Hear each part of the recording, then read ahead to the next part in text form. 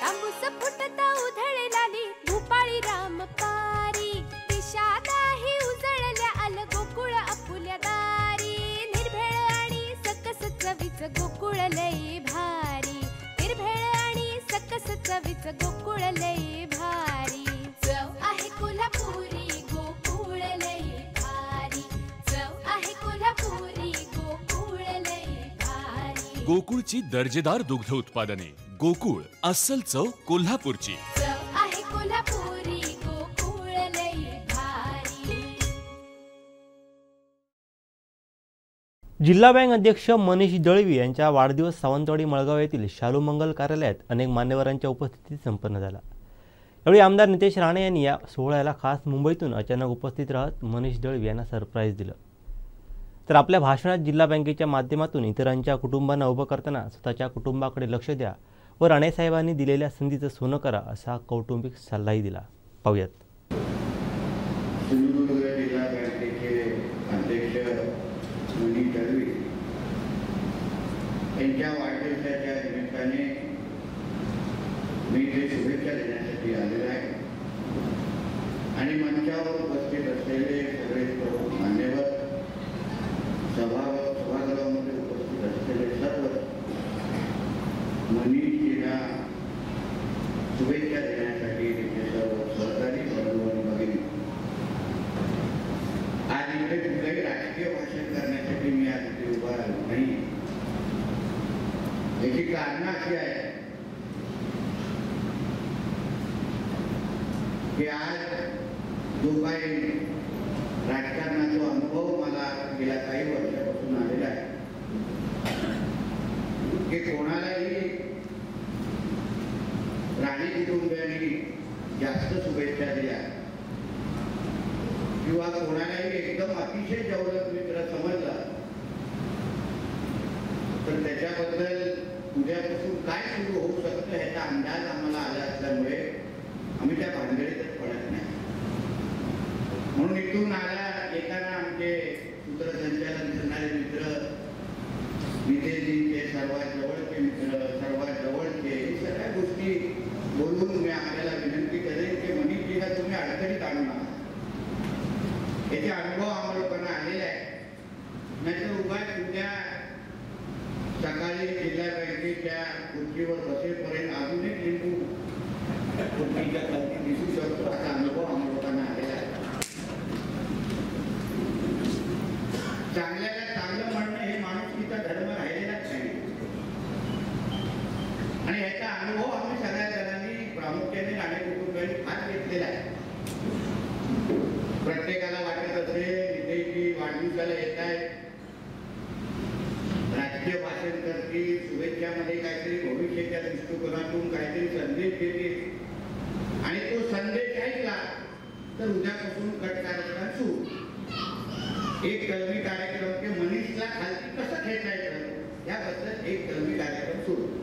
म्हणून मी काय त्या भांडणीत पडणार नाही। सगळे हात सगळे बोट जळालेले असल्यामुळे आणि आम्ही मनीष हे सुशिक्षित असल्यामुळे मी काय त्या भांडणीत पडणार नाही। पण डॉक्टर साहेब नेहमी विचार करतो की जिल्हा बँकेची निवडणूक चुकून आपण हरतो असतो तर आमच्या दोघांच्या या जिल्ह्यामध्ये काय झालं असतं इथं नेहमी मी मनात विचार करतो। माझ्या कसोटीची जी निवडणूक होती तुमच्या बरोबर असेल ते सरकारी उमेदवार आणि कार्यकर्ते आमच्या खांद्याला खांदा लावून लढले आणि त्या निवडणुकीच्या निमित्ताने असंख्य अनुभव फार लहान वयामध्ये घेण्याची संधी मिळाली। म्हणून आता जे काही विचार ऐकत होतो ज्या काही गोष्टी आजूबाजूला पाहिलं बॅनर बघितला विचार ऐकलं तर मी मनीषजींना हळूच विचारलं मनीषजी चुकून निवडणूक हरलो असतो तर कशी भाषणं झाली असते काय झालं असतं आपल्या दोघांचं तो काय आणि ते काही दिवस आम्ही लोकांनी आमच्या माझ्यासारख्या सगळ्या सहकार्याने पाहिले। सरकारच्या विरुद्ध तर लढतच होतो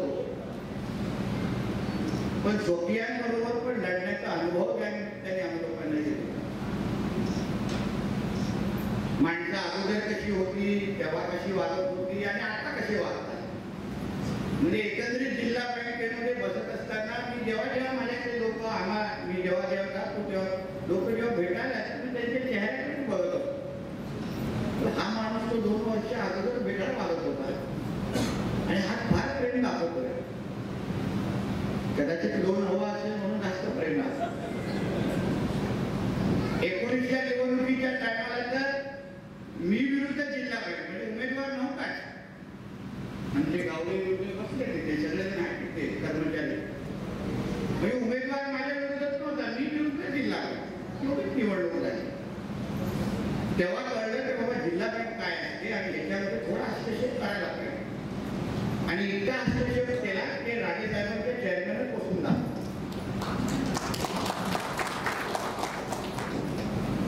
म्हणून ह्या सगळ्या कटू अनुभवामध्ये आम्ही सगळेजण गेलेलो आहे.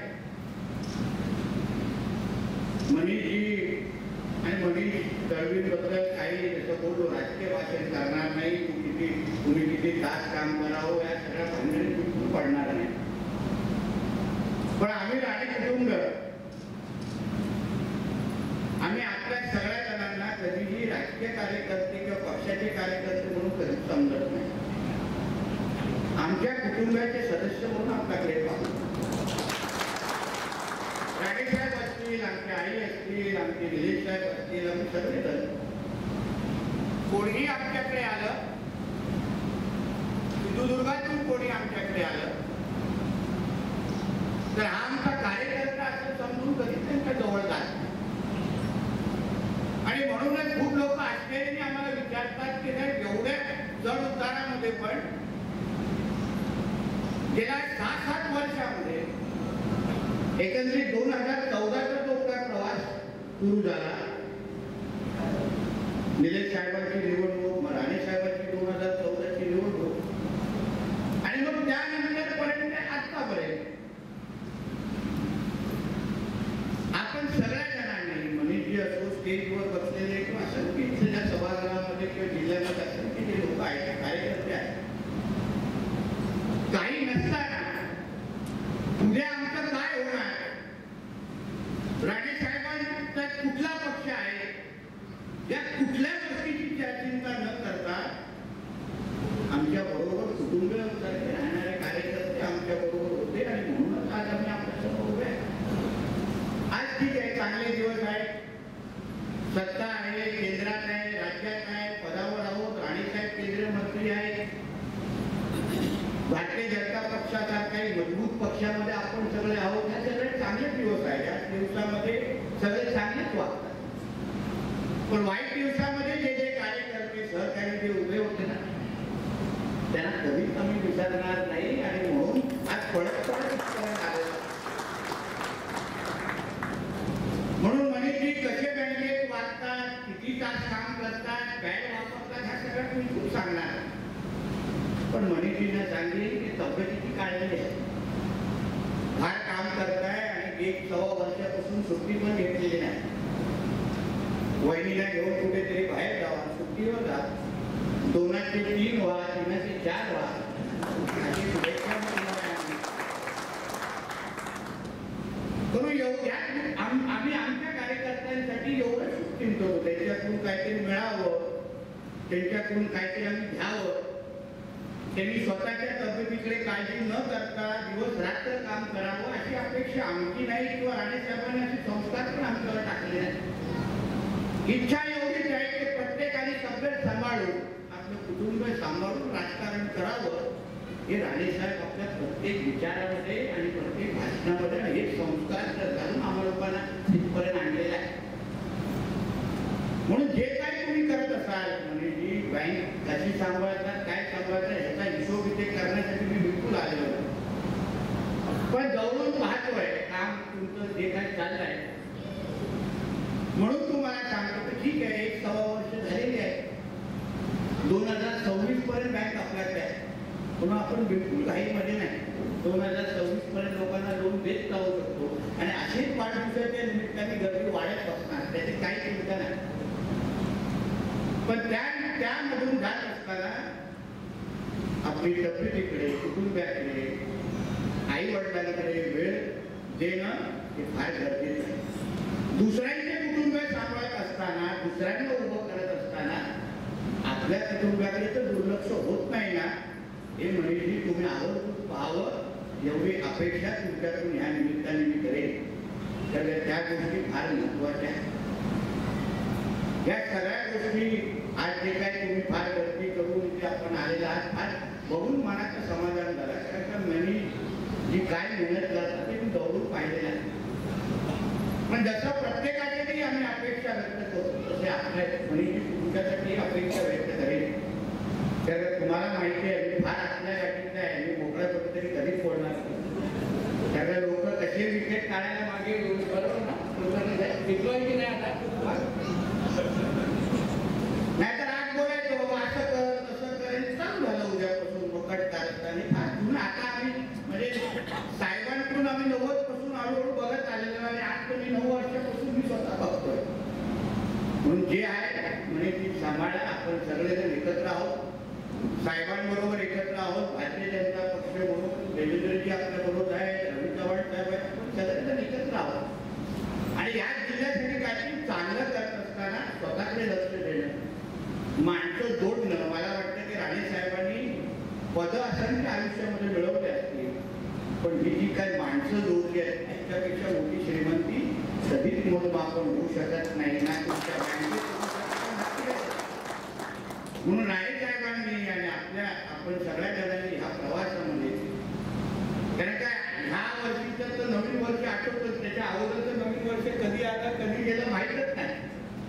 कुठे कुठे जंगलामध्ये होतो आणि कुठे कुठे एक दुसऱ्याला फोन करत होतो आपल्यालाच माहिती. जंगलाच्या ठिकाण सांगू शकत नाही, थोडी अडचण. पण काय दिवस होते. पण तेव्हा जे काय आम्ही लोकांनी पाहिलं फार आश्चर्य करण्याची गोष्ट होती सगळ्या गोष्टी. म्हणून आजचे दिवस पाहत असताना एवढं माहिती आहे की जमिनीवर पाय असले पाहिजे की आज आहे उद्या नसू शकतं आणि परत मिळू शकतो. एवढी जिद्द आपल्या मंडळात असली पाहिजे. आलेले बदल हे फक्त सगळ्या गोष्टी तात्पुरत्या गोष्टी आहेत. पण त्या दिवसामध्ये जेव्हा आम्ही संघर्ष करत होतो एक दुसऱ्याबरोबर जिथे काय काय गोष्टी करत होतो, तेव्हाच कळलं की माणसं जोडणं आणि माणसाला जवळ करणं किती महत्वाचं आहे. म्हणून जसं सांगितलं की कुठे राजकीय भाषण द्यायला आलं नाही.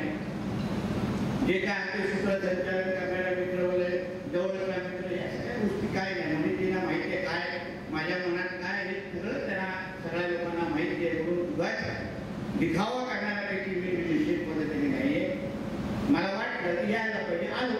नाही वाटलं असतं मम्मीजींना बोललो असतो की बाबा अधिवेशन आहे नाही बघू उद्यानंतर काय करायचं. एवढं काय हाडायफार गोष्टी आमच्यामध्ये नाहीये. आणि दाखवण्यासारख्या दाखवण्यापैकी आम्ही लोक दाखवून बाबा बघ बाबा तुझ्या वाढदिवसाला आलो, बघ बाबा तुझ्यासाठी भाषण करून काहीतरी चांगल्या शुभेच्छा भाषणामध्ये दिल्या, अशा भांडण पडणाऱ्यापैकी मी नाही. आणि म्हणूनच आपल्या सगळ्यांमध्ये टिकलो आहे. नाही तर कधीच झाला असता कार्यक्रम आपला. पण ह्या भांडणीत न पडता मनीषजींना पुढच्या वाटचालीसाठी मनापासून शुभेच्छा देतो. बाकी सगळ्या गोष्टी विचारा, ज्या काही तब्येतीबद्दल, कुटुंबाबद्दल, वहिनीवर लक्ष देण्याबद्दल, आई वडिलांवर लक्ष देण्याबद्दल त्याच गोष्टी मनामध्ये ठेवा आणि घरी घेऊन जा, एवढंच त्या निमित्ताने सांगतो. आमचे दिवसभरातले सर्व अपडेट्स, ताज्या घडामोडी आणि थेट लाईव्ह पाहण्यासाठी सबस्क्राईब करा, लाईक करा कोकणचं नंबर 1 महा चॅनल कोकण 7 लाईव्हचं YouTube चॅनल.